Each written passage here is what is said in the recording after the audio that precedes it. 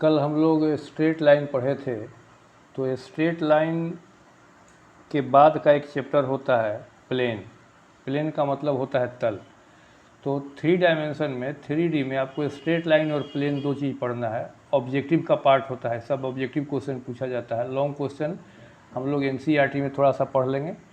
तो ऑब्जेक्टिव में straight line के बाद प्लेन जो पढ़ेंगे, तो पहले ज़रा हम लोग स्ट्रेट लाइन का जो मेन फार्मूला है, वेक्टर इक्वेशन और कार्टेशियन इक्वेशन स्ट्रेट लाइन का, हम लोग पहले से फिर से एक बार देख लेते हैं। फॉर स्ट्रेट लाइन में हम लोग इसका वेक्टर इक्वेशन पढ़े थे, सब याद रखना है।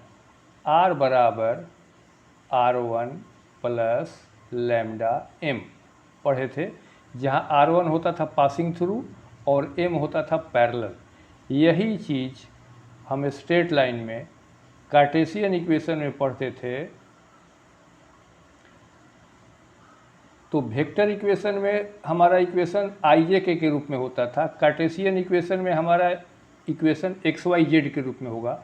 तो कार्टेशियन इक्वेशन में पढ़े थे x minus x1 by A is equal to Y minus y1 by B is equal to z माइनस z1 बाई सी।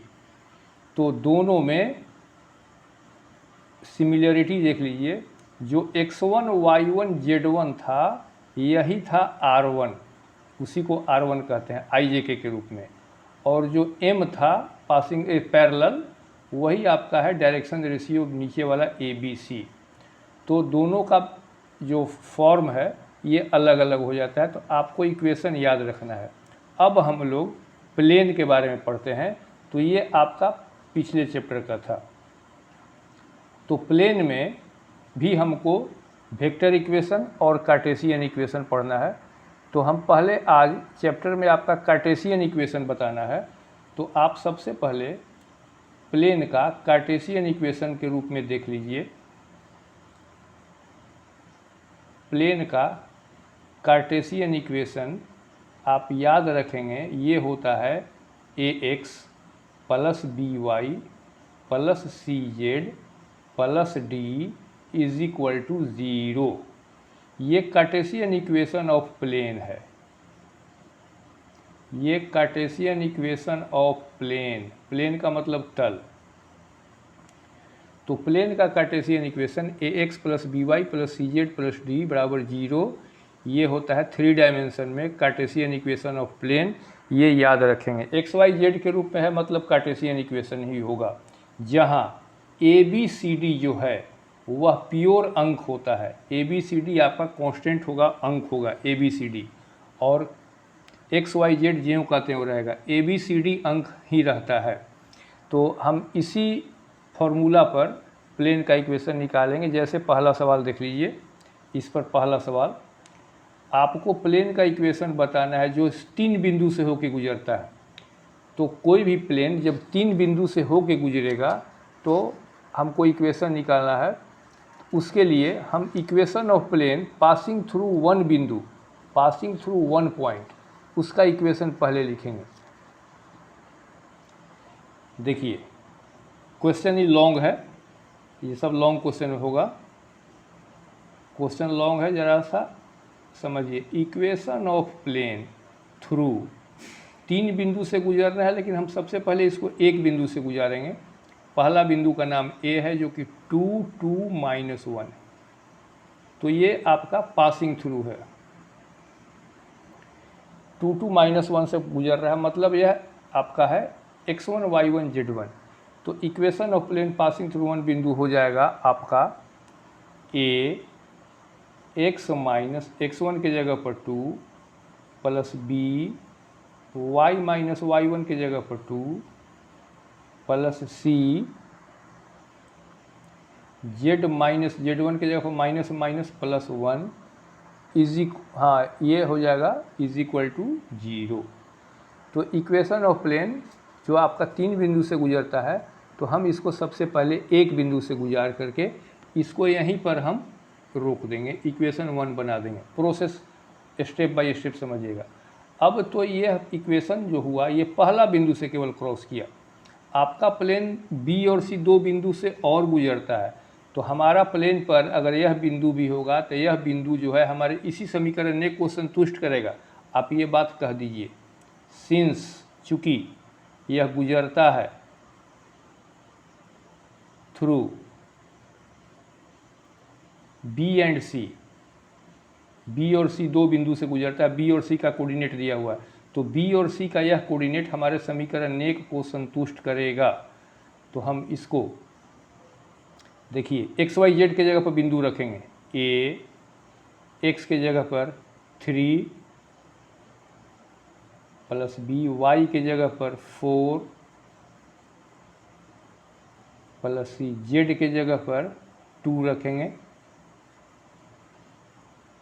एंड अब देखिए सी से गुजारते हैं, सी में सी का कोऑर्डिनेट रखिएगा, एक्स के जगह पर 7 प्लस बी वाई के जगह पर 0 प्लस सी जेड के जगह पर 6।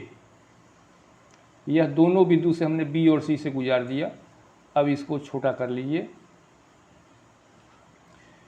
तो ये हो जाएगा 3 में से 2 गया 1a plus 2b plus 3c is equal to 0। ये क्वेश्चन लॉन्ग में आता है।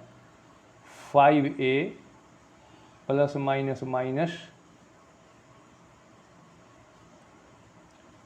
2b plus 7c is equal to 0। अब देख लीजिए, ये हो गया हमारा समीकरण 2, ये हो गया समीकरण 3। ये आपका 3 वेरिएबल है, 3 चर का रैखिक समीकरण है। हमको ए बी सी का मान पकड़ना है। ए बी सी का मान निकालने के लिए आप मैट्रिक क्लास में क्रॉस मल्टीप्लिकेशन मेथड पढ़े होंगे, वज्र गुणन विधि नहीं पढ़े होंगे तो स्टेप समझ लीजिएगा। ए बी सी को मान निकालने के लिए हम पहले ए को रोकते हैं, तो तिरछा तिरछी गुना करेंगे, ए को रोके तो बी में सी से माइनस सी में बी से। देखिए बी में सी से क्या करते हैं, 2 7 14 माइनस सी में बी से माइनस माइनस प्लस 3 दूनी 6। अब देखिए बी को रोकते हैं, तो बी को रोके तो सी में से ए, 3 5 15 फार्मूला में माइनस 1 में 7 इजिकल टू सी को रोकते हैं तो ए में बी से किया, फार्मूला में माइनस 2 5 10। इसको छोटा कीजिए, a बटा 20 बराबर b बटा 8 c बटा माइनस 12। तो इज इक्वल टू तीनों आपस में बराबर है, इज इक्वल टू के हम थोड़ा देर के लिए मान लिया। इससे तीनों आपस में बराबर और तीनों के बराबर मान लिया लेट। इससे हम कह सकते हैं कि a बराबर 20 के, b बराबर 8 के और c बराबर माइनस 12 के हमने माना था। तो यह ए बी सी का वैल्यू उठाएंगे और समीकरण 1 में डाल देंगे, फ्रॉम 1 हमारा था a bracket x minus x1 जोड़ b ब्रैकेट, समीकरण 1 में डालते हैं, b bracket y minus y1 plus c bracket z minus minus plus z1 is equal to 0 था। इसमें हम ए बी सी का मान रख देते हैं। देखिए a के जगह पर 20 के, b के जगह पर 8 के और c के जगह पर माइनस 12 के ए बी सी का मान रख दिया। अब हम देखते हैं कि सब में के है, हम सब में से के कॉमन लेकर के इसको डिलीट कर देंगे। तो जब सबका के है कॉमन ले लेंगे, यह के यह के यह के, तीनों के कॉमन लेके हम 0 के बगल में भेज दिया तो के ख़त्म। अब 20 से ब्रैकेट तोड़ दिया तो 20x माइनस 20 दूनी 40 plus 8y minus 16 minus 12z minus 12 is equal to 0।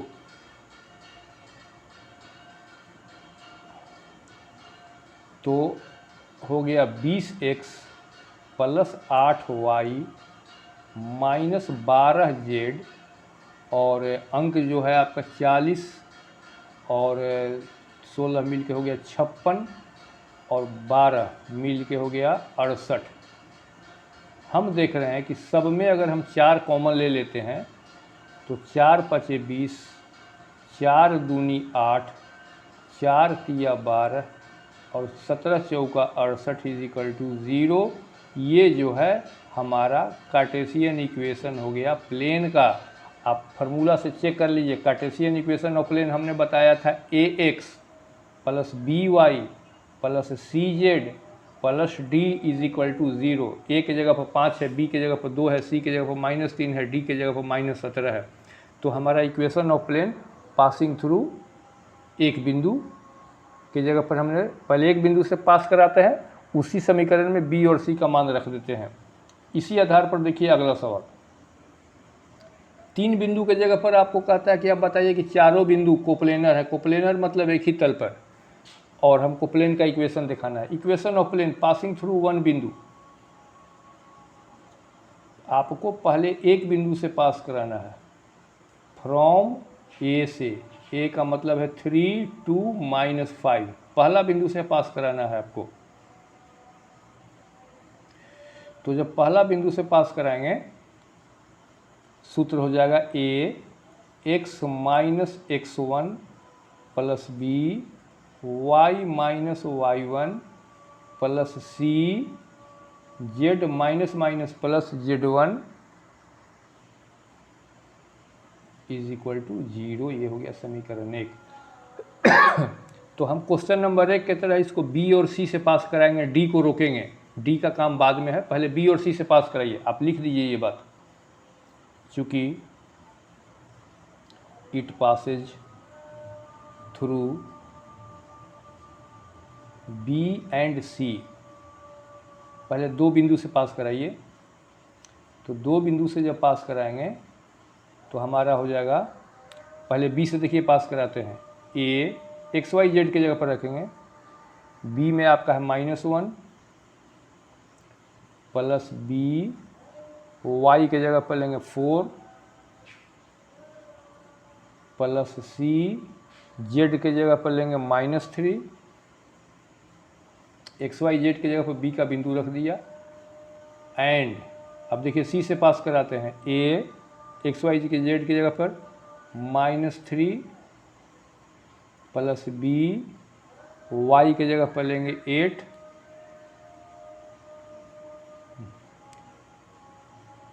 Plus C, Z के जगह पर लेंगे -5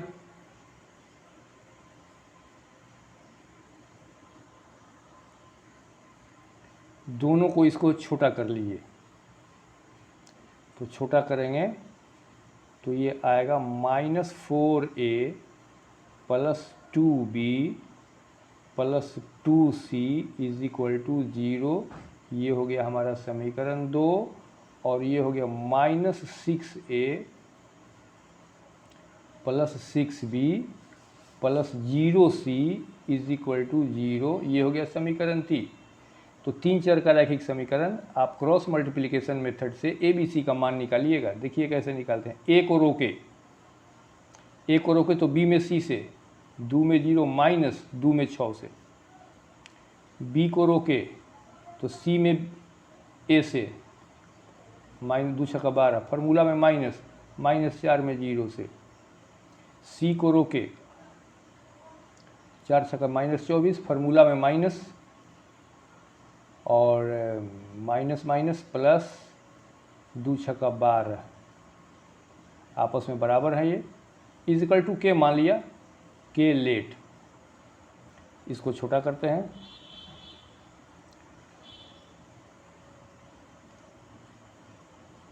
ए बटा -12 बी बटा -12 सी बटा -12 is equal to some constant अपने के माना था, तीनों आपस में बराबर हैं। इसीलिए ए बराबर -12 के, बी बराबर भी -12 के और सी बराबर भी -12 के। तो यह ए बी सी का वैल्यू उठाएंगे और हम समीकरण 1 में डालते थे समीकरण 1 में डालते थे फ्रॉम 1। समीकरण 1 हमने लाया था, समीकरण 1 हमने लिखा था x minus x1 plus B Y minus y1 plus C Z minus minus plus z1 is equal to 0 हमने समीकरण 1 में रखा था। ए बी सी की जगह पर -12 के भर देंगे, -12 के माइनस बी के जगह पर -12 के, सी के जगह पर -12 के। हम देख रहे हैं कि इस पूरे इक्वेशन में -12 के सब में कॉमन है, माइनस भी कॉमन, के भी कॉमन, 12 भी कॉमन, सब -12 के को कैंसिल किया तो बचा हमारा x माइनस 3, माइनस कॉमन ले चुके हैं, y minus 2, z plus 5 is equal to 0। तो हम इसको अरेंज कर लिया x plus Y plus Z, और 3 2 5 में 5 गया ख़त्म 0। ये होगा हमारा इक्वेशन ऑफ प्लेन। ये हमने लाया passing through A B C 3 बिंदु से। क्वेश्चन नंबर 1 में यहीं तक थे, लेकिन हमारा क्वेश्चन कहता है कि यह एक और बिंदु से पास करता है जिसका नाम है डी। तो मतलब चौथा बिंदु डी जो है इसी प्लेन पर ही है, आप हमको शो करें। If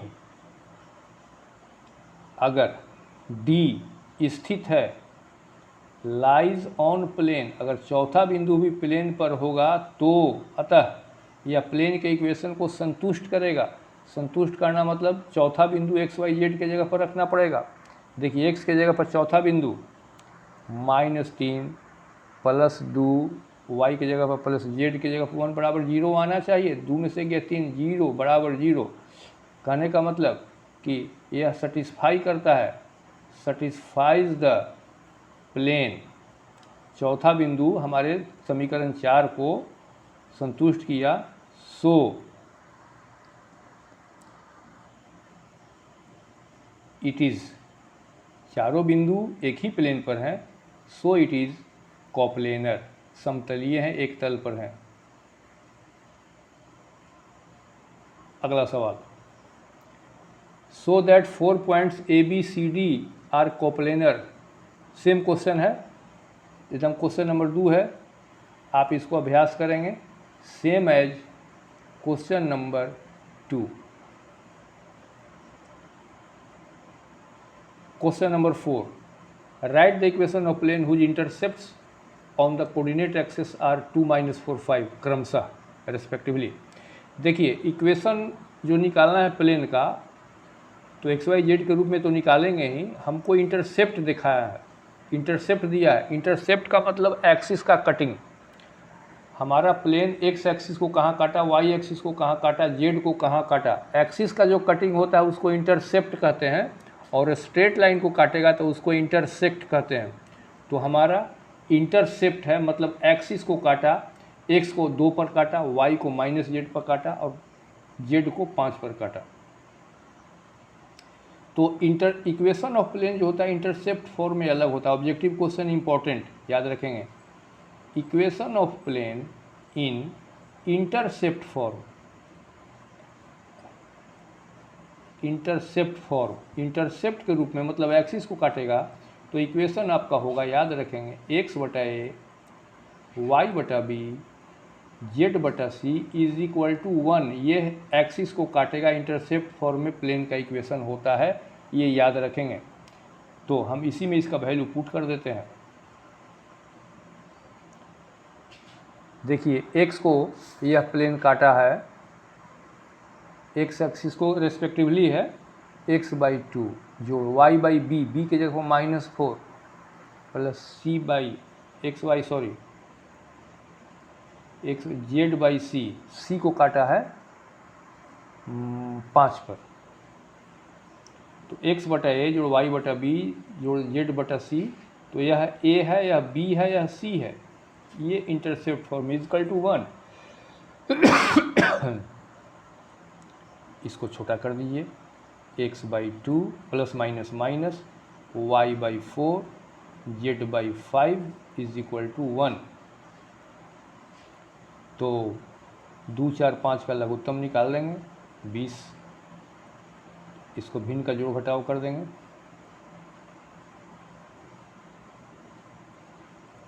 cross multiplication 10x minus 5y plus 4z is equal to 20। आप इस आंसर को ऐसे भी लिख सकते हैं 10x minus 5y plus 4z minus 20 is equal to 0 is an equation of plane. यह प्लेन का इक्वेशन हो गया किस रूप में? इंटरसेप्ट फॉर्म में। हमारा किसी रूप में होगा तो देख लीजिए, हमारा यह प्लेन का इक्वेशन क्लियर है, पकड़ लीजिए। ax जोड़ by जोड़ cz जोड़ d बराबर 0। ABCD के जगह पर अंक रहता है और हमारे इक्वेशन में x y z रहेगा ही। तो इस तरीक़ा से equation of plane in Cartesian form हमने आपको बता दिया। ये फार्मूला याद रखेंगे। कल इसके बाद अगला वीडियो आपको कल दिया जाएगा। इंटरसेप्ट फॉर्म और कार्टेशियन फॉर्म दोनों फॉर्म का इक्वेशन हो गया।